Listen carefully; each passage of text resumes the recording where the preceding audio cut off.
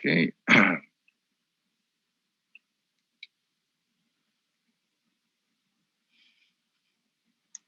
did this.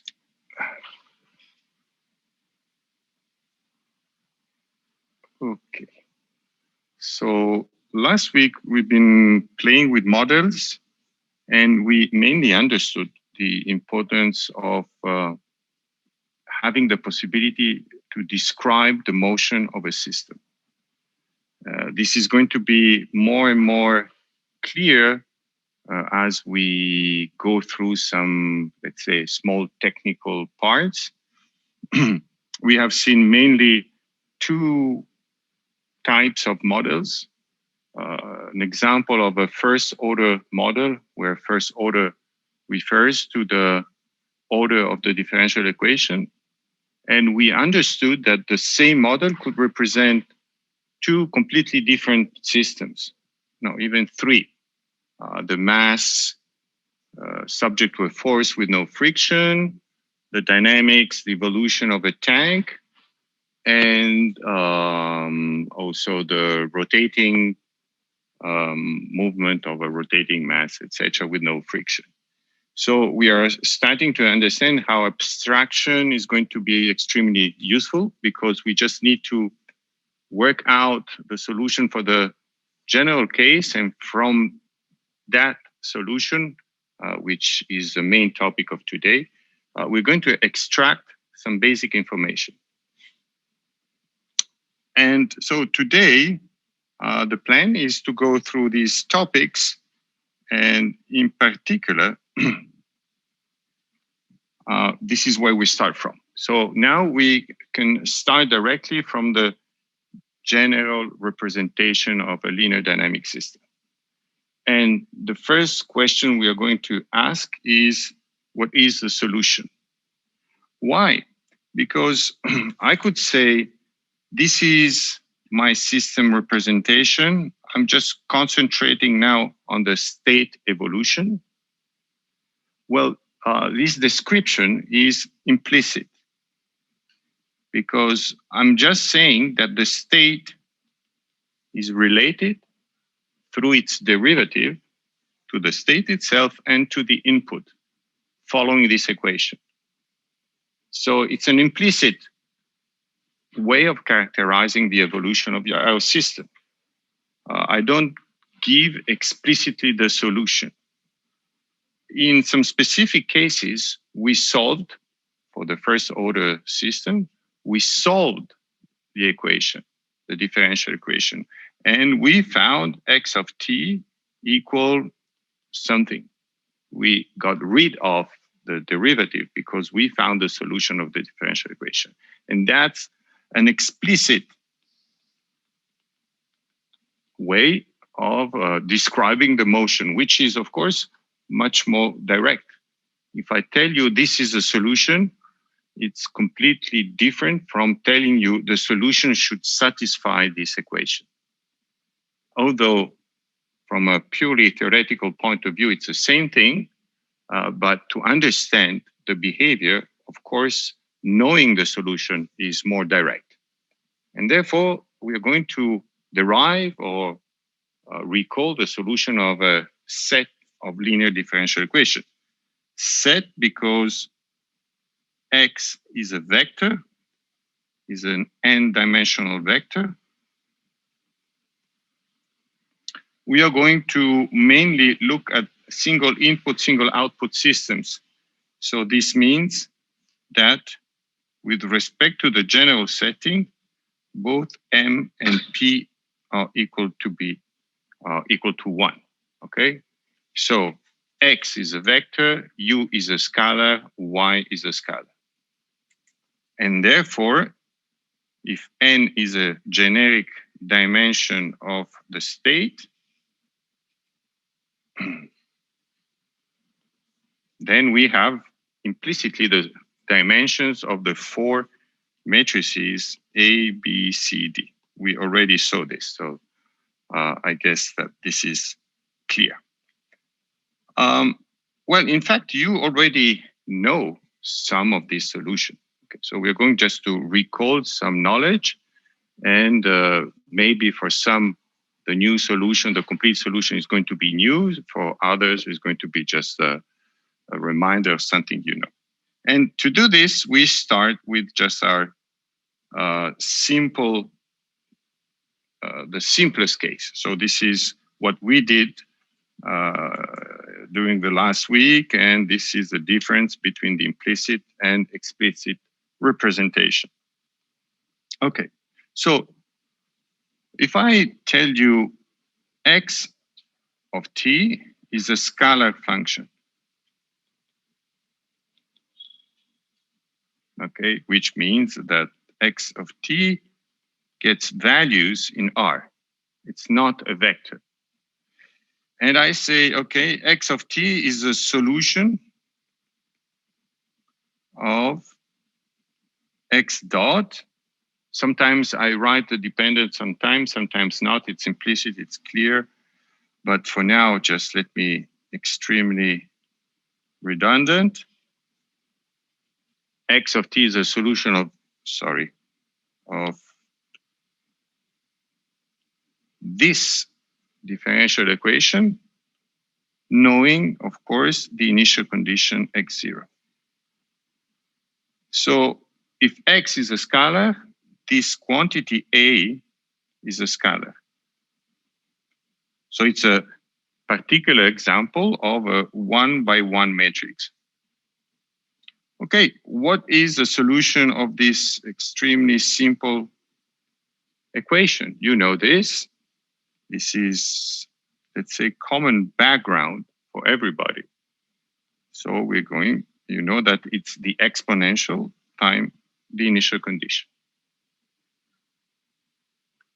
Okay, well, in fact, the question is, how do we generalize this to an n-dimensional vector? Formally, x dot, we are looking for the solution of the set of differential equations x dot equal ax with the initial condition x0 equal x0. Let me be a little bit more explicit on this. I hope it's clear that it's a set of linear differential equations. Let's imagine that x is an R3 vector. So it has three components, x1, x2, and x3. If x has dimension 3, then A, in general, we know that it has n times n. It's a square matrix where n is the dimension of the state. So in our case, this would be A equal A11, A12, A3, etc. Okay, these are the single elements of the matrix. So the set of linear differential equation, let me add one page.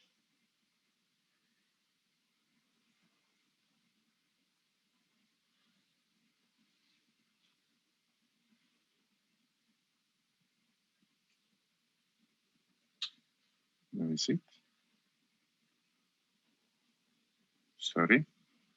Let me move this here. Okay, so we were here. Let me explicitly write, now that we have defined A, x, let me explicitly write the set of linear differential equation. So x dot equal ax, we just need to develop the product. It's going to be first component x1 dot, x2 dot, and x3 dot. This is x dot equal ax. Okay, so product matrix vector a11 x1 plus a12 x2 plus a13 x3, 21 x1, 22 x2, 2, 3, etc., etc. Okay, so we see that we have 3, which is equal to n, linear differential equation. But since it's much simpler to write this form, matrix form, it's more compact than this one, okay? I think the advantage is quite clear. So let's use x dot equal ax. So we were asking ourselves, what is the general solution of this problem? Well, for sure, when we look for a general solution and we know a specific case, which was a scalar case, we should recover that specific example. And this is what happens. We have that the general solution is something that is written like this. So we have something that apparently is exactly what we have seen for the scalar case, an exponential of something which now is a matrix. Be careful. Now this is a matrix. So this quantity, e to the at, is something that probably you haven't seen before, or maybe you have. So for sure, I need to define it properly. I need to give a definition for this e to the exponential of a matrix at, a times t. So a times t, if a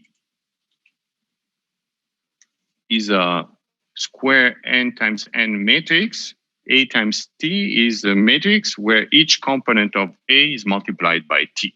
Okay, so it's again n times n object matrix. And we see that as a special case,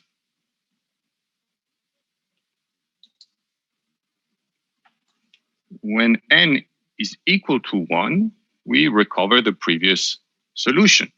We have, yes, x of t is equal e to the at exponent 0. Now, still, we haven't defined this exponential.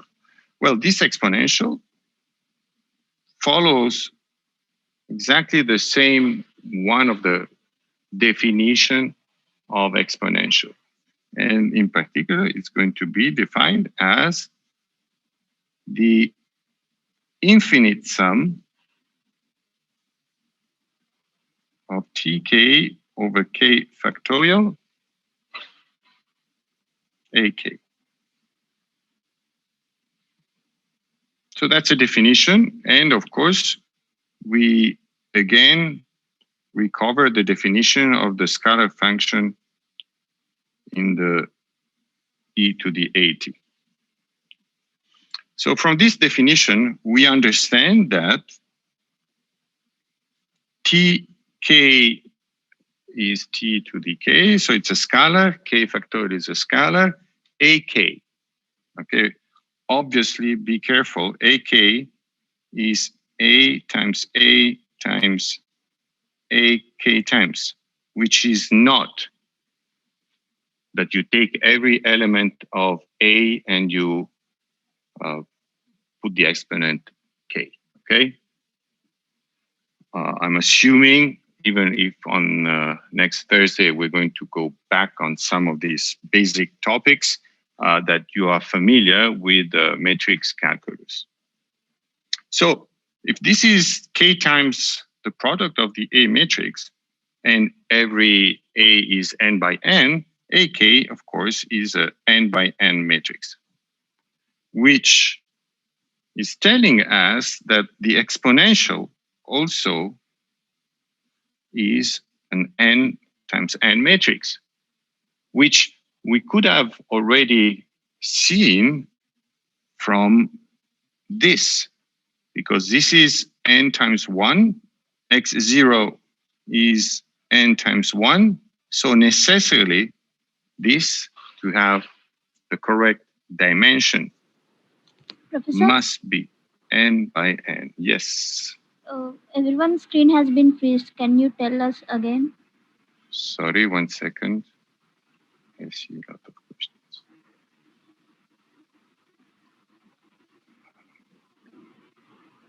So the screen has frozen. Screen has frozen.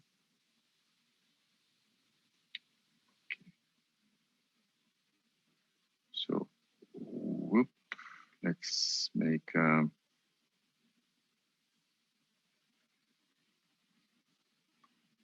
So what do you see now? Do you see me or not? Yeah, now we can see you. Okay, so let me go back and share the iPad. We missed from e power 80 the thing. Sharing is post. Okay, so now you should see it back. Yeah, we can see now.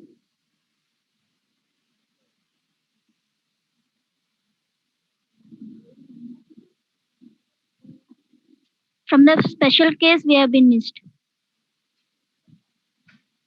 So the special case, what do you mean?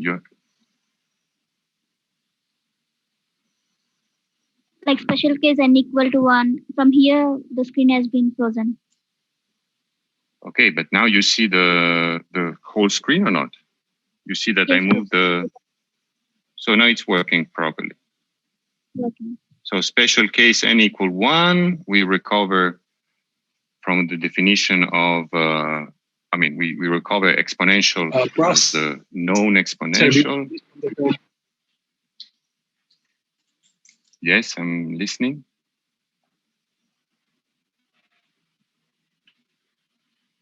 Is it okay now?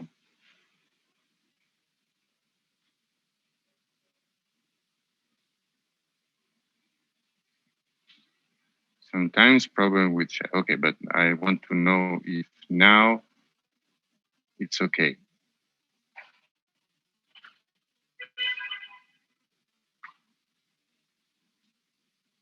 Nobody answers, means I'm off. Now it I'm still frozen. for some people Your it's still internet frozen. connection is unstable. Okay. We have a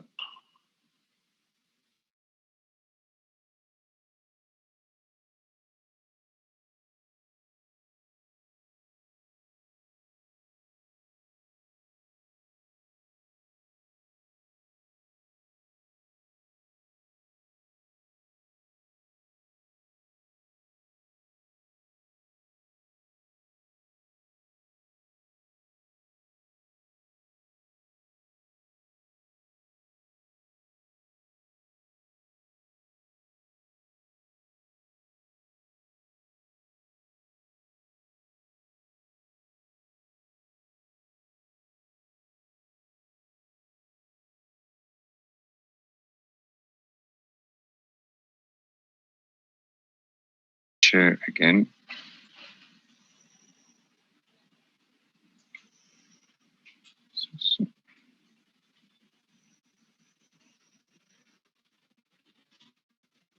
No audio coming.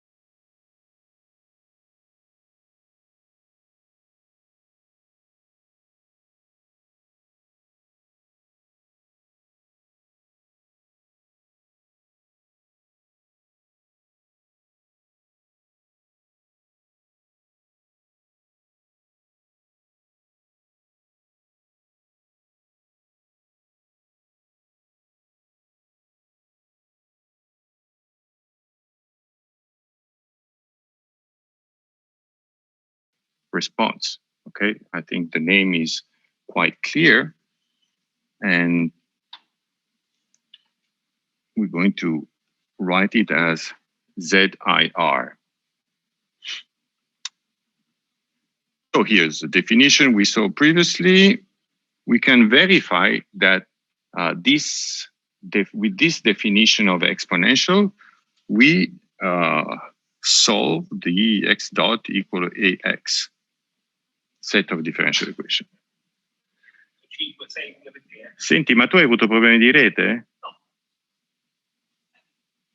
Ma tu eri col cavo, eri in wifi, com'eri? Ah, è duro. Io c'ho il cavo, se non funziona col cavo. E come mai? Cioè non ha senso questa cosa, è assurda. Cioè, siamo poi anche una... Sì, però voglio dire, chi si occupa della rete dovrebbe almeno garantire i servizi. Eh sì, perché mi hanno perso a un certo punto. Diciamo che avevano problemi di audio, però gli altri non gliel'hanno confermato. Vabbè, qualche problema singolo c'è sicuramente. Certo. Ok. Grazie. So next time I'm going to try another net. So we were saying it verifies the system of differential equation. And how can we check this? Well, we just do the derivative of what we defined as the exponential. Okay, so the derivative of I is the identity matrix.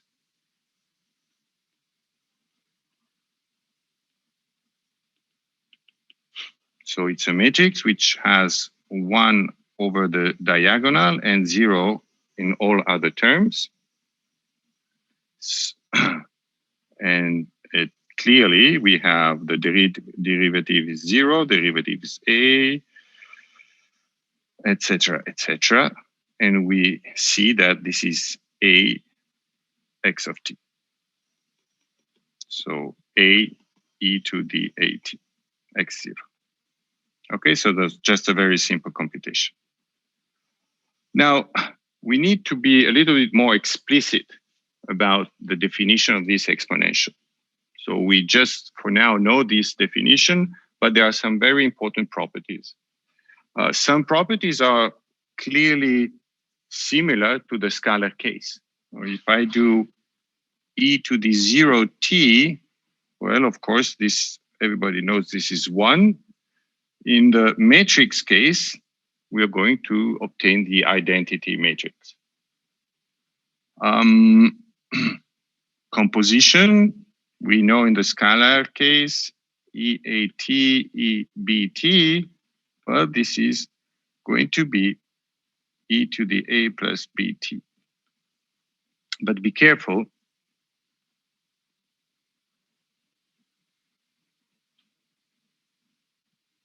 If we have, this is not true for matrices, okay? In general, you see the difference between these two equalities is here I have the same matrix, here I have different matrices. So the product does not give the same result as in the scalar case. This will hold if and only if the two matrices A1 and A2 commute.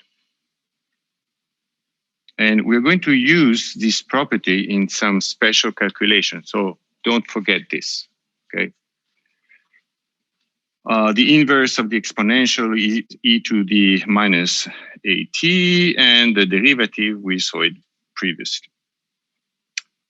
Okay, now let's try to interpret what this exponential, it's a different point of view. We know now the solution of this homogeneous differential equation. What it does, this exponential, is if I know my initial state x0 and I want to know the state at t times second in the future, well, I obtain I use e to the at x0. So we can interpret this as a propagation. It's just a different point of view. Or more in general, if we choose any initial instant tau, and again, we look at after a time interval t, again, we have that e to the at propagates the solution from any instant to t time more in the future. Okay? All this should be rather clear. If you write x of a t plus tau, okay, we use the definition of exponential. And then since it's the same matrix, we can write as product of the exponential. But this quantity here is exactly by definition x of tau.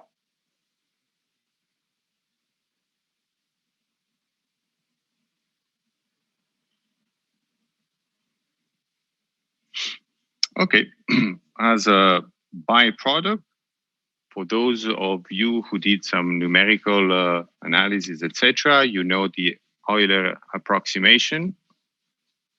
Think about a function x of t. If you want to see what will happen in the future, okay, you can, as an approximation, see it as x of t plus the derivative x dot evaluated in t times the interval delta t. Okay, that's the simplest approximation of a solution of a differential equation. And in fact, what you see, this is the first terms, okay, in the exponential. This is exactly what we have as first terms in the exponential. Okay. Now, another interesting aspect is we're going to sometimes study the solution in the phase plane. Why? Because when we write x dot equal ax, okay, we have studied the solution x of t, but for nonlinear systems, for example,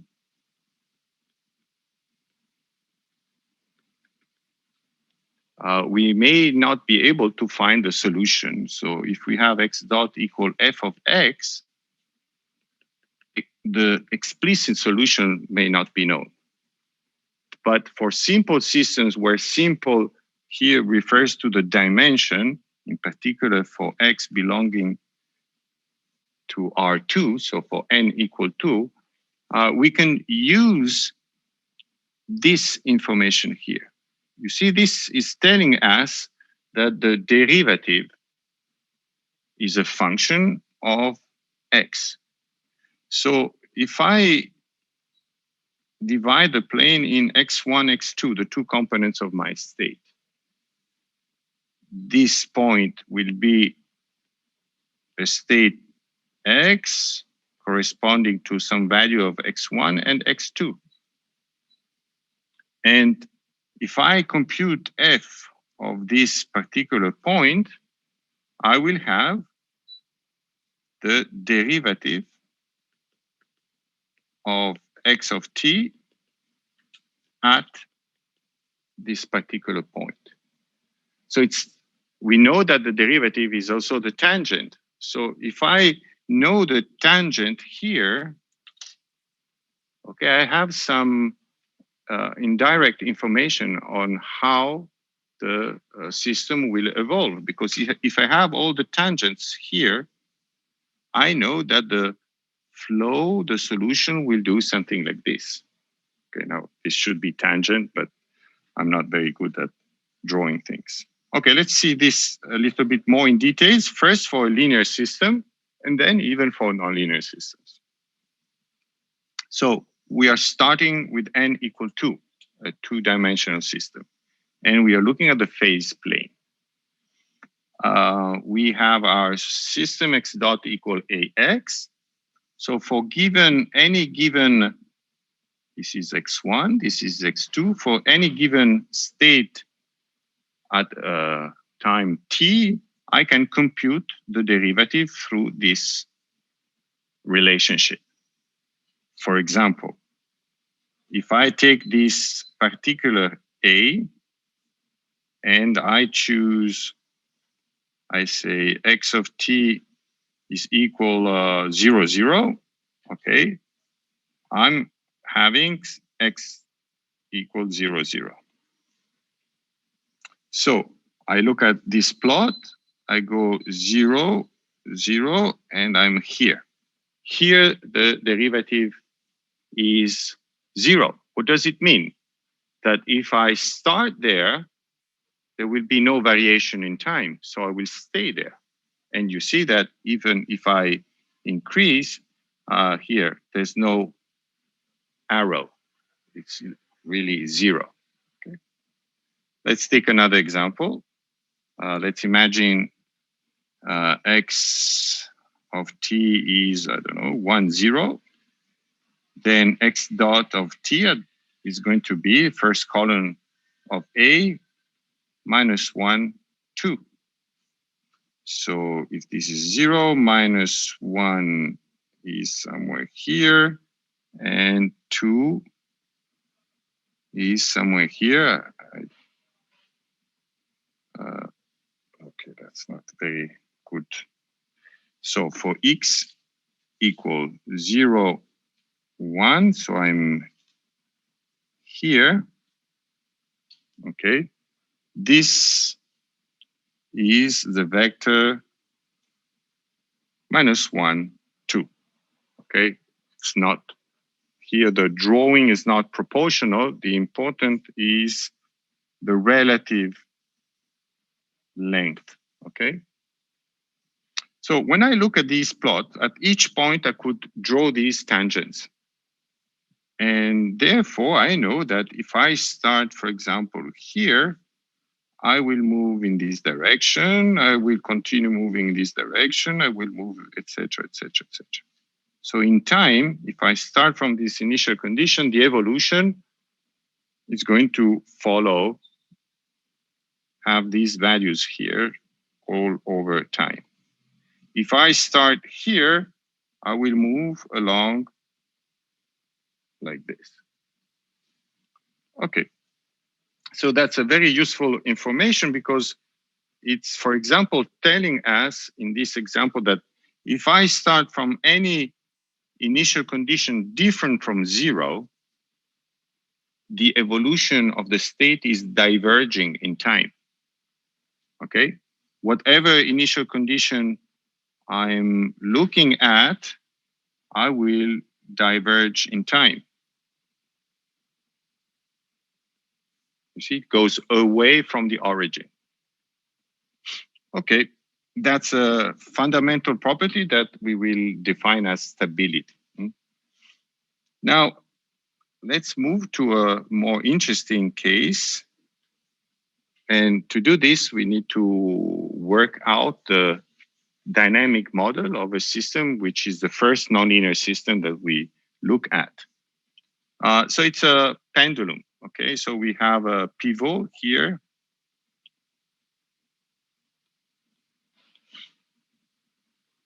And we have this rotating mass.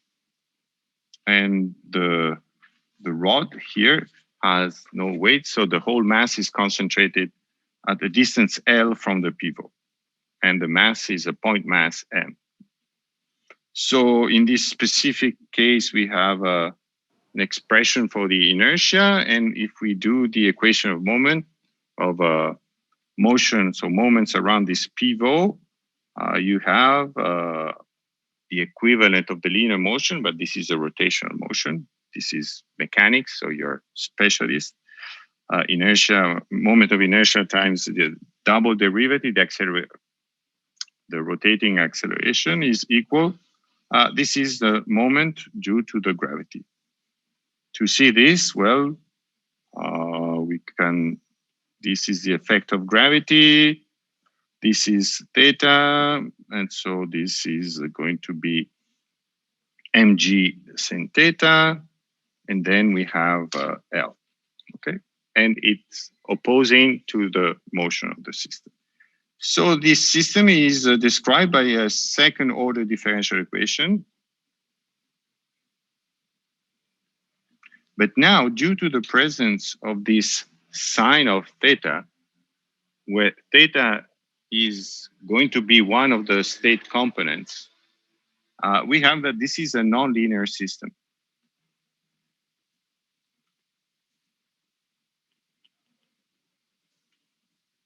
And as we did for linear system, we're going to rewrite this as a set of first order equations. How do we do this? Well, it's exactly the same mechanism we did for linear systems. So angular position, and angular velocity is the most obvious choice.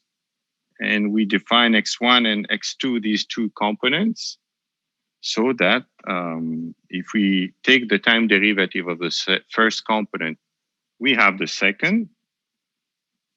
And if we take the time derivative x2 dot, this is theta double dot, and we take theta double dot from this equation. So minus g over L sine of theta, which is sine of x1.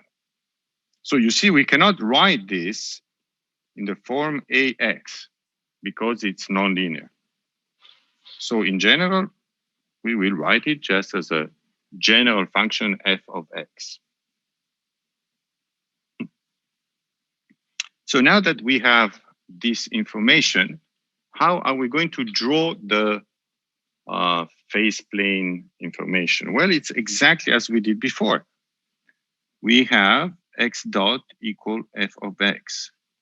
For a given x, I will find the corresponding tangent. And if we do this, we obtain all these red arrows. Okay, so let me just zoom. For example, if I have, so here we have angular position, angular velocity. So if I choose, if I'm here, this is going to be the velocity, sorry, the tangent. So I will move like this. I will follow tangent to these arrows. If I'm somewhere here, I will follow the tangents, etc. So I have a clear information on the possible evolution of my state, theta and theta dot, as a function of my initial condition. And in particular, if we think about the physical meaning of what we're doing, okay, so we have a pendulum. In this pendulum, there is no friction, okay? We didn't consider any friction force. If we had some friction force, for example, we could have a turn plus d theta dot if we consider, again, viscous friction proportional to the angular velocity here. Or if you put it the other side, you understand that it's opposite to the motion of our system. But here, we are not considering any sort of friction, which means that if I start if I start my pendulum like this, it will oscillate and it will never stop. And I see this oscillation. If I start here, I see this oscillation. You see, I go back. So if I start from 0 position with this velocity, it means I'm here and I start with some initial angular velocity. Well, this plot is telling me that it's going to go increase because the velocity is positive, and then it will reach some theta equal this value here. The velocity will become positive and the velocity will become negative, and we go back like this. Okay, so you need to read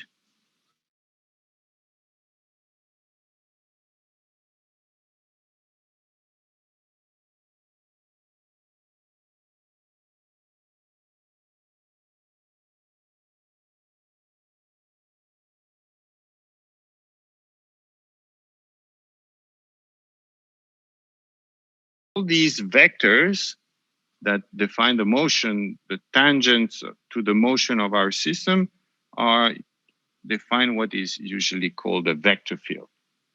Okay, so of course you could do also a vector field in 3D that's still, let's say, still useful to see it. If you go a higher dimension, of course, the information is still there, but you cannot really see what is happening. Okay. If we add damping, these lines, this vector field changes. This is how it could look at, it could become. And so as a curiosity, you should try to imagine, by doing what I was doing before, starting from all these different initial conditions. Okay, so that you're getting acquainted in interpreting these plots. Now let's move to the Hode solution. So the Hode solution, since it's a linear, we are back to the linear case. The Hode solution is going to be solution to the homogeneous part plus one specific solution, which can be written like this. To check this, well, we can go through the Leibniz derivation rule. This is a special case since this is not depending on t. So you can easily check that this is a solution of x dot equal ax. And initial condition x0 equal x0. Okay, so from now on, this is a solution for the scalar case. A part which contains, there's a microphone open, be careful. A part that contains the initial condition, and a part that depends only on the input and does not depend on the initial condition. We are going to go back on this. Please, there's a microphone. How do we plot this vector field for any function? Well, we were doing this by, let's say, almost by hand. Of course, you could graphically compute the vector at any value of the state and draw it. Okay.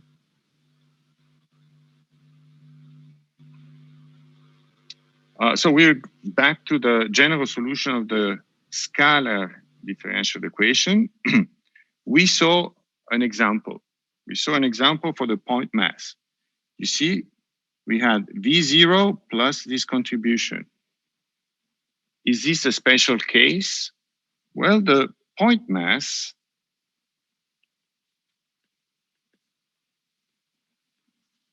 had as a differential equation f of t 1 over n. So in our framework, we are using, let's say now we are a scalar case, ax plus b plus bu. So u is equal to f, b is equal to 1 over m, and a is equal to 0. Okay, so this equation is a special case of ax plus bu.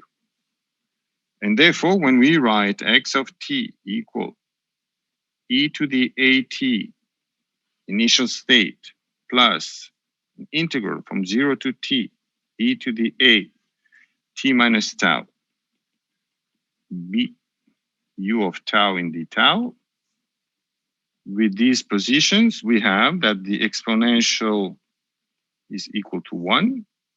So we have x con 0, which is initial velocity. B is a scalar, I can bring it out of the integral.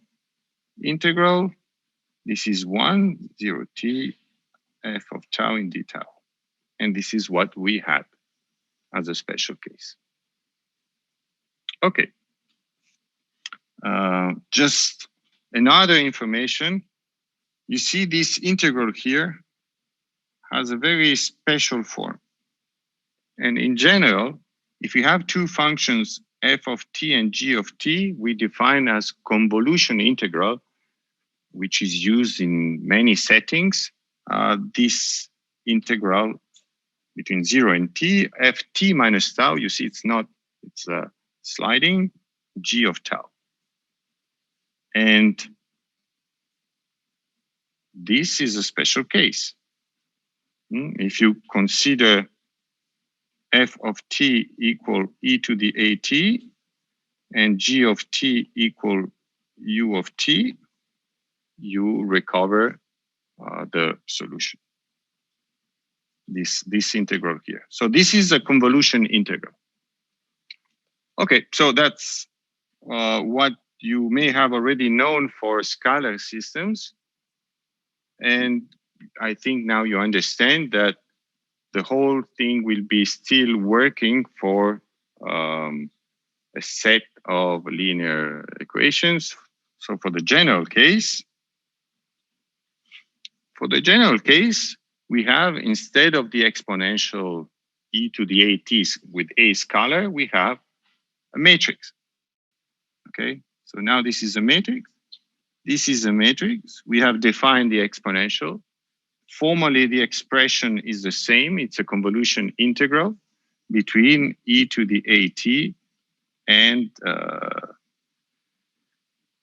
b u of t. Okay, but the main difficulty when you move from a scalar to matrices is that matrices do not commute in the product. So be careful. Okay, here the order of this product here is important. In the scalar case, here, I could have written u of tau here. If I could have written integral b u of tau e to the at minus tau. I could have switched the order between the exponential and u. In general, this is not possible because this is an n by n matrix. B is a n times 1 matrix, etc. So I cannot switch the order. The order is absolutely important. Same thing here. Okay. Sometimes you read in some notes, etc. x0 times the exponential. This may be correct in the scalar case. In the matrix case, is not correct, because if you write x0 e to the at, you see that dimensions are not working. x0 is n times 1, e to the at is n times n, so you see that it's absolutely not working. Okay, be careful. That's a source of problems.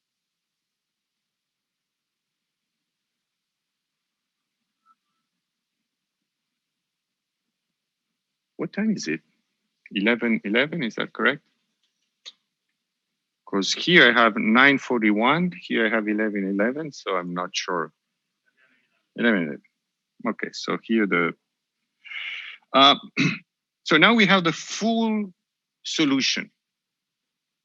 It says, okay, should we always compute this exponential? Should we always compute this convolution integral? At the beginning, we're going to do this, and then we're going to explore this general solution and pick up some fundamental information. So now that we know the state evolution, we automatically are able to write the output. Why? Because the output was related through an algebraic relationship with the state and the input. So I have C times e to the atx0 plus the integral, etc., etc. This is x of t plus du of t. Okay, so the real, let's say, not complicated part, but the real novelty is in the solution of x of t. The rest is just rewriting an algebraic relation.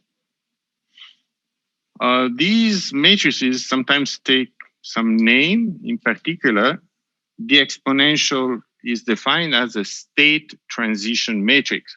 Well, the name is quite obvious because it's telling us state transition. Let's make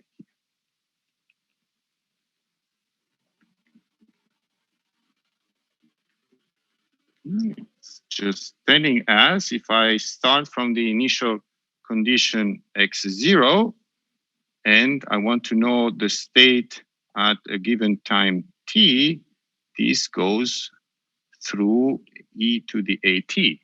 It tells me how the state will change from an instant t0 to capital T. And then similarly, this is an output transition.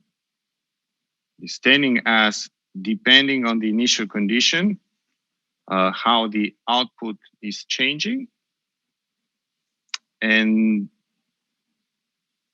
we said this part here is a zero input response. Now this page is becoming a little bit too much confused, but you recognize two parts.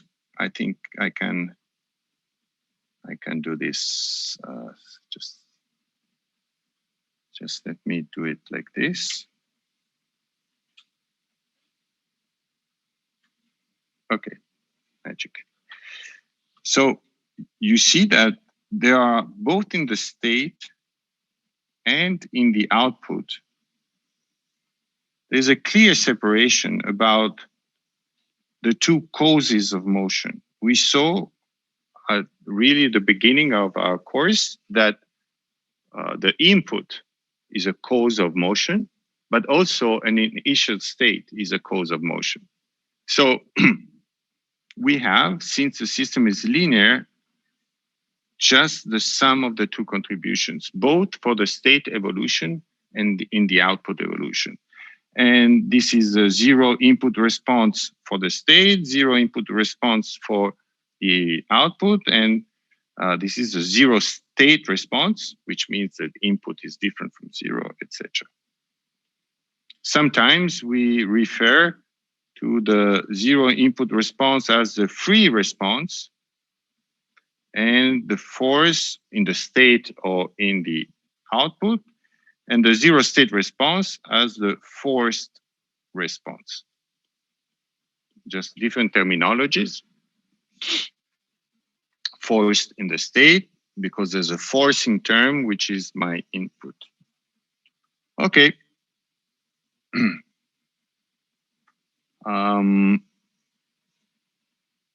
This is exactly what we see. So now let's see an important consequence. Let's get a little bit more in details about this important consequence of linearity of the system of differential equation.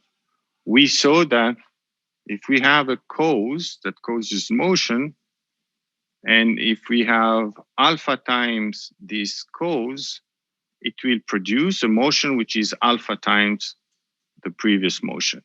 Okay, so the state will be alpha times that state. Here we have separated the cause as initial condition and input. So this is one cause, and this will generate state and output evolution. If I have another cause with a possibly different initial condition and different input, it will generate a different state and output evolution. But if I take a linear combination of these two causes, you see, alpha first cause, which means alpha x0a and alpha ua plus beta, the second cause, I will generate, both for the state and the output, the same linear combination. Okay, and this is defined as a superposition principle, which is even more clear if we look at the special case when we assume that the initial condition is 0. If we assume that the initial condition is 0, these two contributions are not present. Okay? So now the question is, if I have an input UA which produces a 0 state response, and a different input which produces a different 0 state response, the linear combination of these two inputs will produce the linear combination of the 0 state response. Let's see a direct use of this. In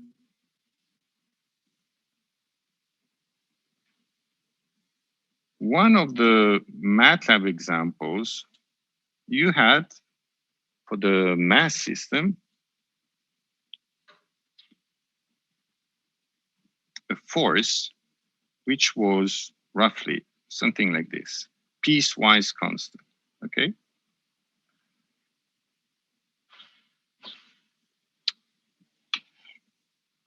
Let's call this F1 and this is minus F2. Let's call this T1, T2, and T3. In MATLAB, we have seen the step function, okay? But this step function is also known as the Heaviside function, and it's a function that is done like this. So we said it's a function that is equal to 0 up to t equals 0, and then is equal to 1. And we will denote this as delta minus 1t. It's a notation. So if I have sine of t, which looks roughly something like this, okay? If I write sine of t delta minus 1t, this will cut the value. No, that was red, sorry. This will cut the value. No, that's not a nice color. You don't see anything.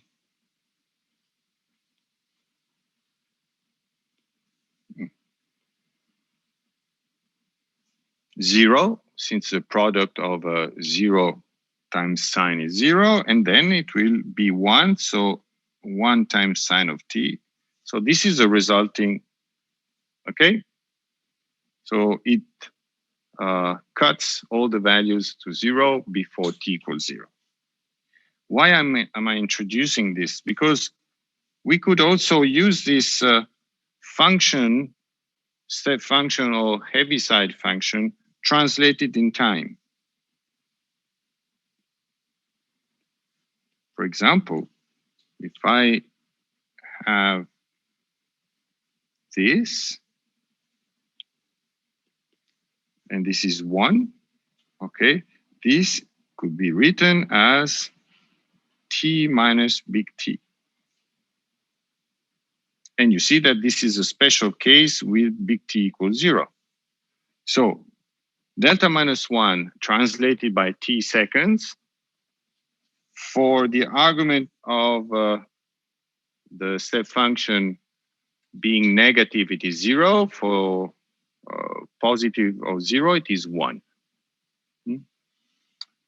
So now that we introduce this Heaviside function, we see that we could represent this specific input as the sum of as a linear combination of 3-step inputs. And this is exactly what was written in the code. Okay, we have, let me choose this one, and okay. We have a first step function. Maybe this is not.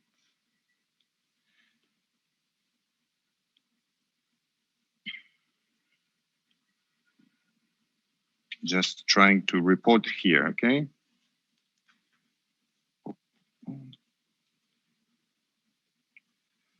So we have a first step function like this. So it's going to be F1 delta minus 1 T minus T1. And so this will be okay up to T2. This is T1. But at T2, I need to add something else so that I will obtain the behavior from T2 to T3. And this is going to be achieved by something that goes, if this was, so it's going to be delta minus 1 T minus T2 times F2 minus F2 minus F1, and so on, okay?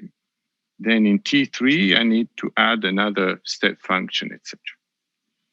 So all this to say that we can write this specific input f of t as alpha delta minus 1 t minus t1 plus beta delta minus 1 t minus t2 plus gamma delta minus 1 t minus t3. How do I compute the state evolution from this input? Well, I compute the state evolution to this specific input, and then I multiply by alpha. I plus the state evolution to this input here, and then I multiply by alpha plus, etc., etc. Okay, this is an example of the application of the superposition. Oops.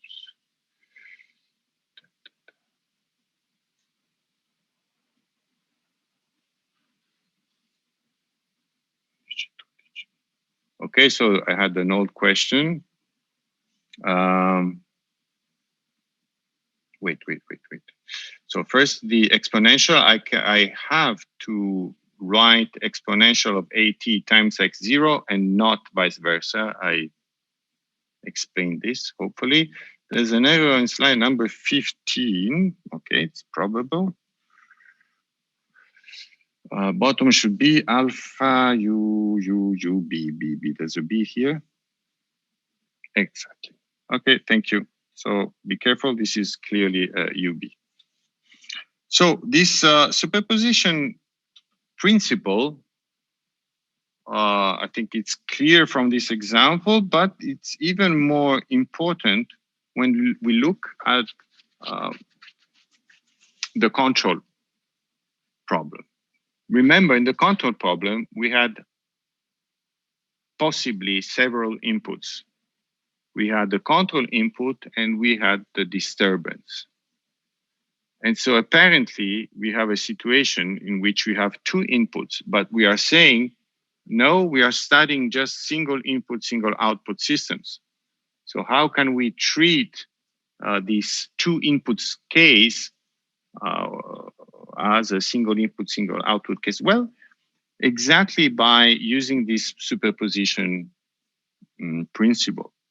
Okay, I want to see, for example, the effect by neglecting either the control input or the disturbance. Sorry. So if I just consider, if I put the disturbance to 0, I will obtain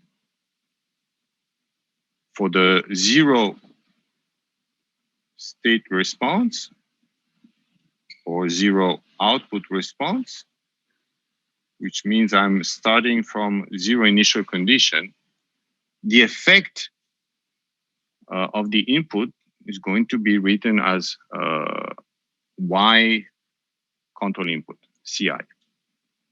Then I look at exactly the opposite situation. I always start with zero initial condition, and I see just the effect of the disturbance when there is no control input.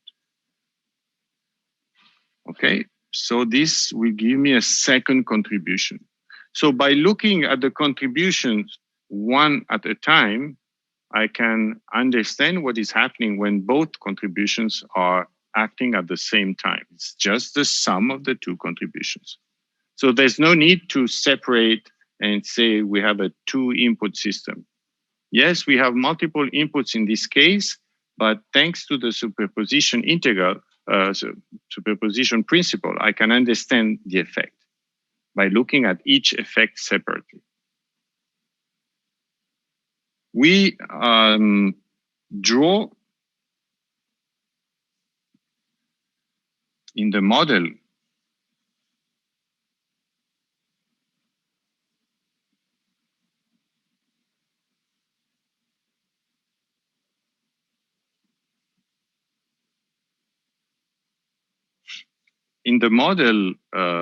section, we draw something about the mass spring damper system. And we said, okay, we have our mass, we have elastic force, friction force, then we have F of T, some control input. Think about some wheels driven by a motor, that this is equivalent in considering forcing force F of T, but we could also have some external forces, wind, somebody pushing, or for example, if my car is on a slope, what is the effect of this slope on my car, on my single mass, with or without friction, etc., etc.? Well, this is equivalent. If the slope is constant, this is equivalent to a constant disturbance force.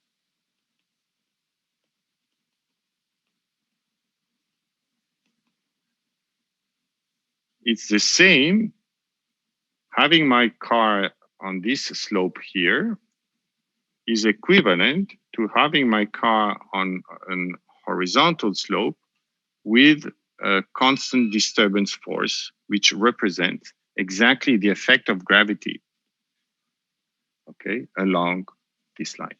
So it's going to be sine, etc.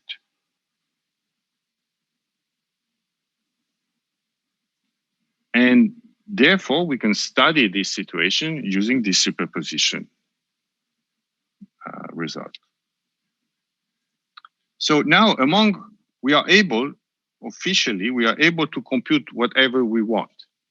We can write the state evolution, we can write the zero input and separately the zero state, both for the state and output evolution. There are some particular inputs which are extremely useful. And one of them is this Dirac or impulse.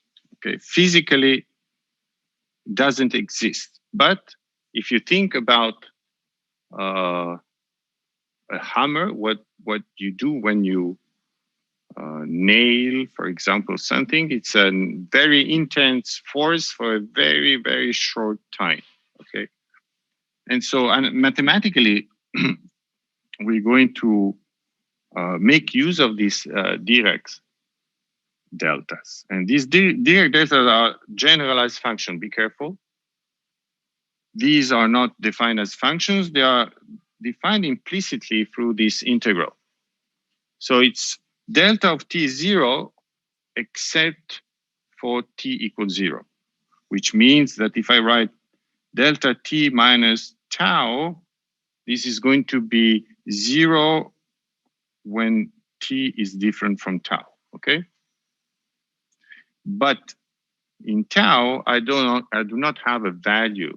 It is implicitly defined through this integral, which says the area of this extremely fast signal is equal to 1. And to understand this, well, just look at one possible approximation. Now, you see that if I take this rectangular here, it's 1 over epsilon times epsilon. This is the area of this rectangular. So if I do the integral of this quantity here, it's going to be 1. Okay? Now, let epsilon tend to 0. You see that this will, to have the same area, is going to be higher and higher. Okay? And this is a typical representation. It doesn't have a value. It's just the area that is 1. And this special impulse has a very interesting property, which is sometimes called as a sampling property or sifting, not shifting, okay? Sifting property. What does it mean? Well, it means that if I take the integral of a given function multiplied by an impulse, and this impulse is centered, be careful here, the independent variable is tau. So this impulse is centered in t. Okay? I'm obtaining exactly the value of f at that instant. You see where sampling comes from. So graphically, if this is f of tau, the red curve, I have an impulse at t, and I do the integral, I obtain the value of f at time t. So now we're going to play with this function, and be careful.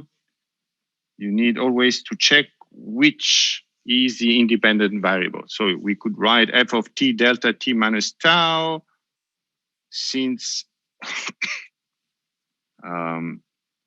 if we look at as a function of t, you see, delta t minus tau is going to be, oh, sorry. Yes, it's going to be 0 for t different from tau. And so we could rewrite these two functions. Now let's use this.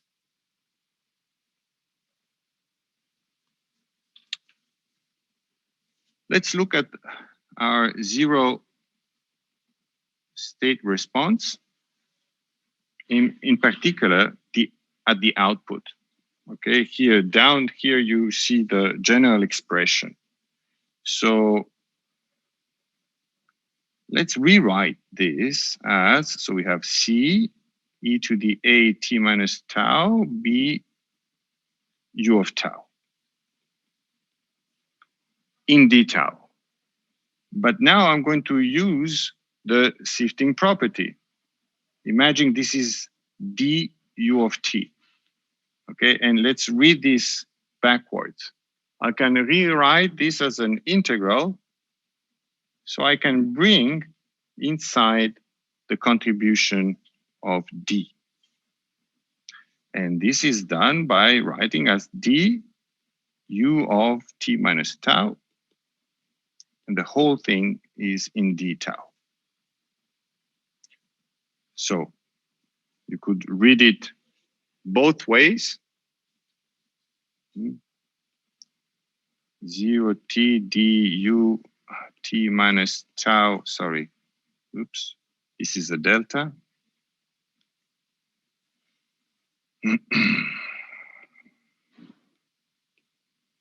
And there's an u outside.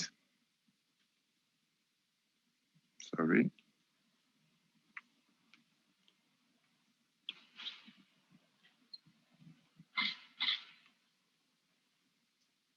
Okay, so that looks much better. So I was saying you can see it in two ways. you can, I mean, what we are saying is that the integral from 0 to t of d delta t minus tau u of tau in d tau is equal to d u of t. Okay.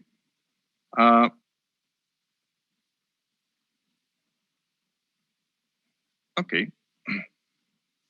You can see this from the sampling property there. So why is this useful? Because we would like to make a more compact notation.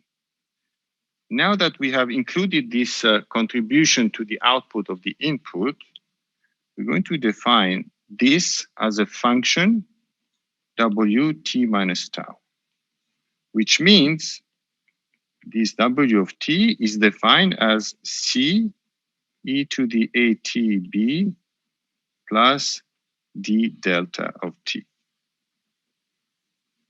Okay, it's just a definition.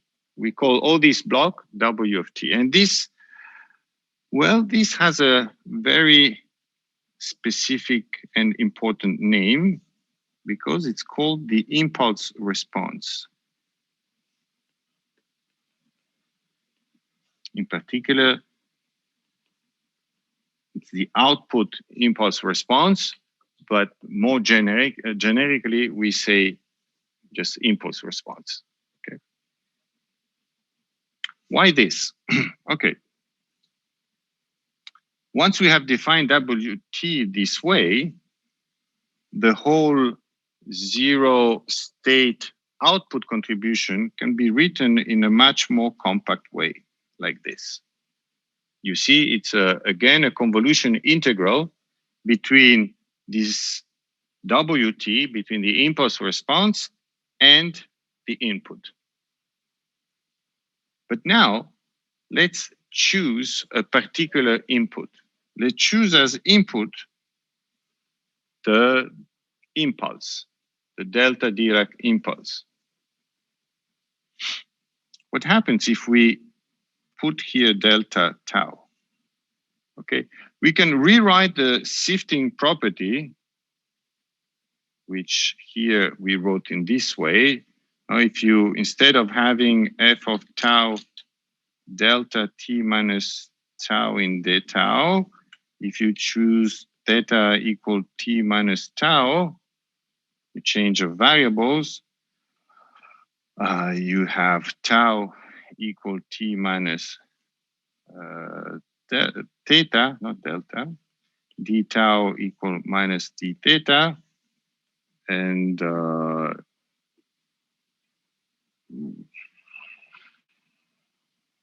here, let's keep this, you obtain plus infinity.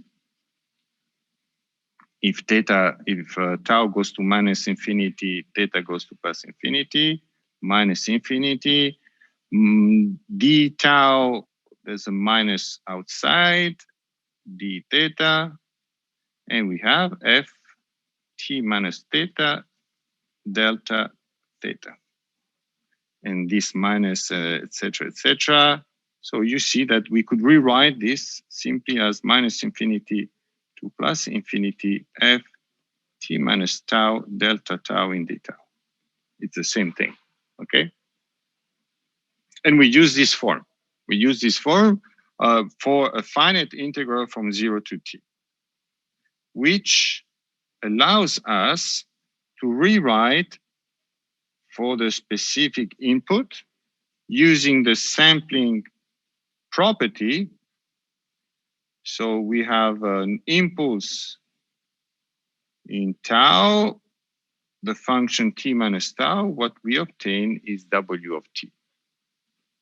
So basically, what we are understanding now is that if I have a specific input, which is the impulse, what I see as forced output, so starting from zero initial condition, is the impulse response. Okay, what's so special about this? Well, I could have said the same thing for a sinusoid. If I put a sinusoid at the output, I will have the response to the sinusoid. If I take a ramp, I will obtain. Well, the specificity of this impulse response lies here. You see that if by any means I know the impulse response,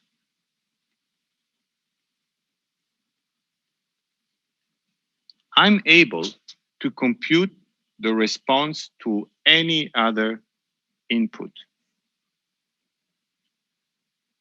Okay, let's explore this a little bit more.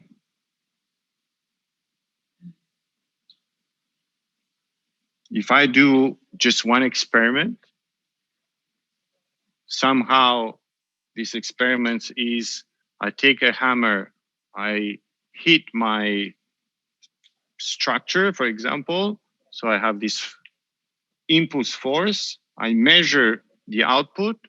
I find an analytical expression that fits as much as possible this output. Then I will be able to predict the response of that system to any other input. You see the power of this special response. Okay. For example, mass friction. I do the computation. D is equal to 0.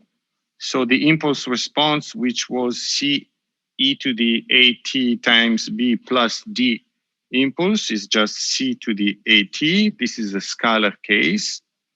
C is 1, so I have e to the minus mu over m, which is A, times B, which is 1 over m. And this means that if I hit my mass, which has some viscous friction, etc., with an impulse with a hammer, it will start from some non-zero initial velocity, which is exactly 1 over m, and then it will decay exponentially. You see in t, sorry, there's a t missing here. In t equals 0, it's 1 over m. That's the initial condition here. Okay, so we are starting to understand, for example, already from this specific example, that by looking at the A matrix, we understand we can predict some different behaviors. What happens is if I have more damping, what happens if my mass increases, or what happens if it decreases, etc.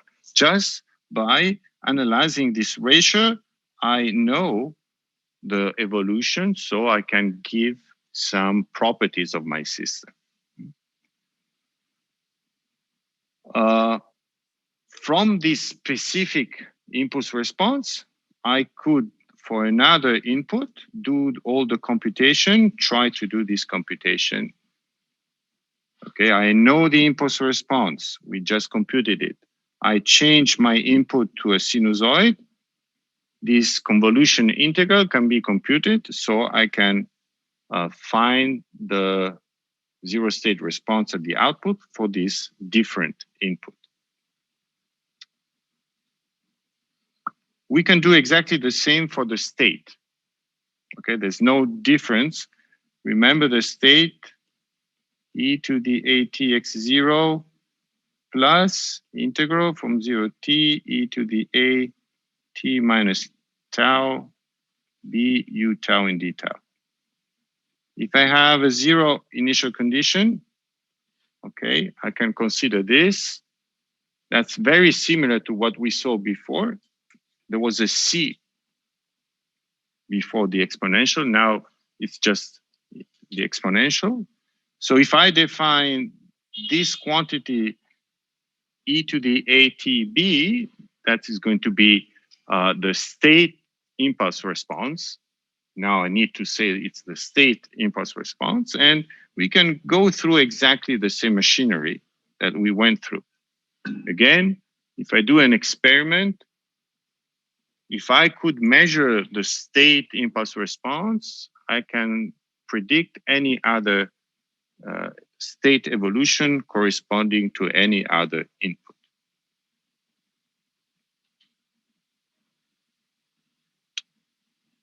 This is just an example. I'm going to close on these last two slides. So let's imagine we have x dot equal ax plus bu, okay? With a equal this special matrix and b this particular vector here. And I'm saying I would like to give an interpretation of this state impulse response.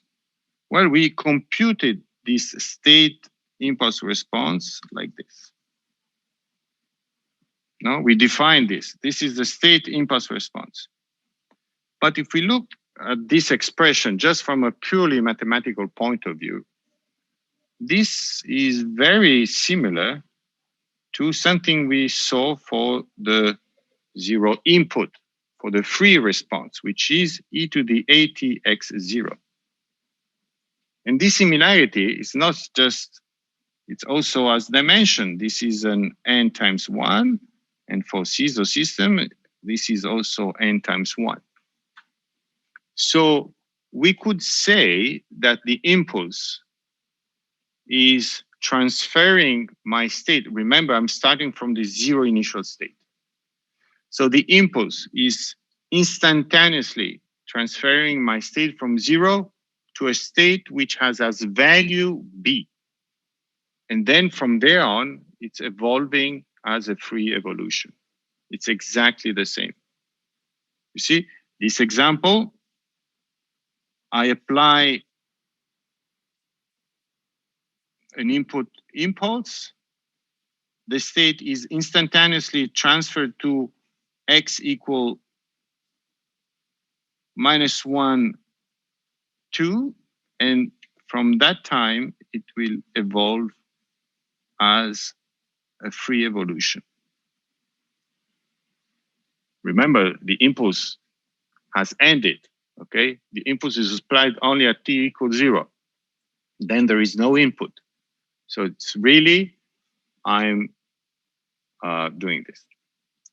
For mechanical systems, if you can verify that this corresponds to give, if I apply an impulse to my mass spring damper system, it corresponds to giving an initial velocity.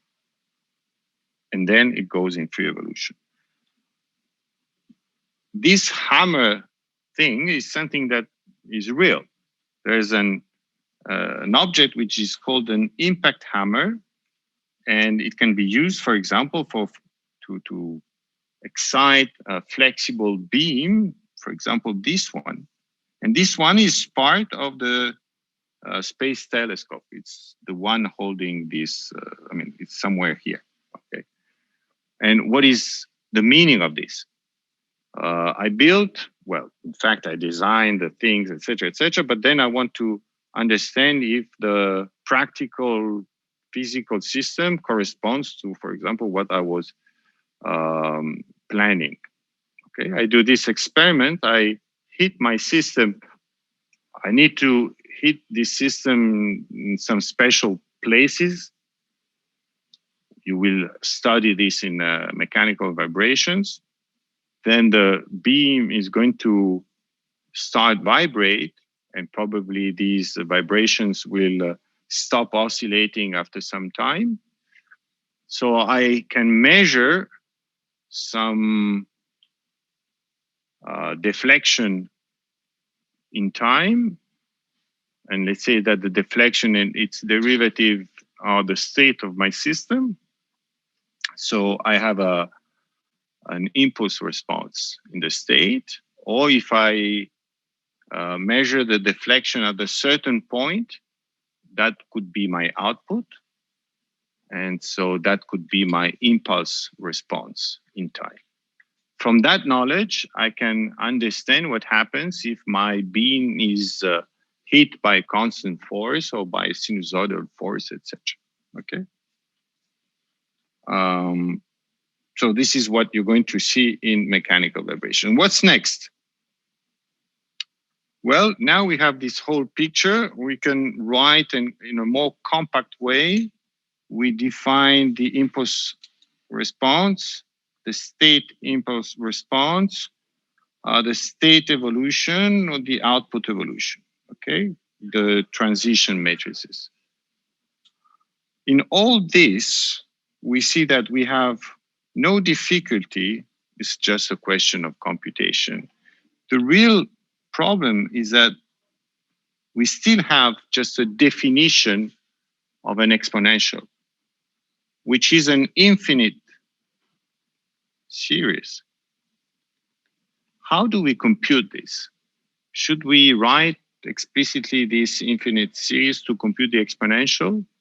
Because remember, e to the at is not e to the a11t, ea12t, etc., etc. Okay, it's not the exponential of the single elements. Absolutely not. Only in some very special cases. Okay, so we're going to start exploring this exponential, and we will need some knowledge in algebra, in particular eigenvalues, eigenvectors, and things like this. Questions?